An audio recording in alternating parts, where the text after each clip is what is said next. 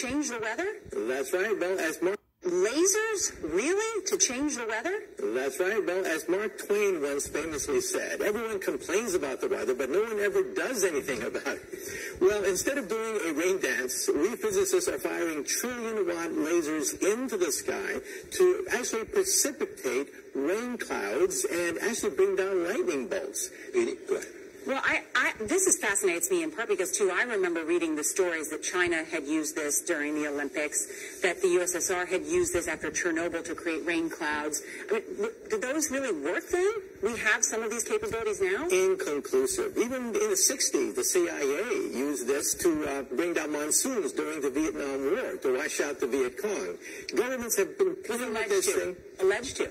Alleged to, right. Yeah. Now, we realize that for decades now, these governments have been alleged to have experimented with weather control, but nothing conclusive. This time we're digging into the laws of physics rather than simply waving our hands and uttering mumbo-jumbo. We're actually using trillion-watt lasers now. And in the laboratory, sure enough, they precipitate rain out of water vapor. Sure enough, you can actually bring down electricity down the beam.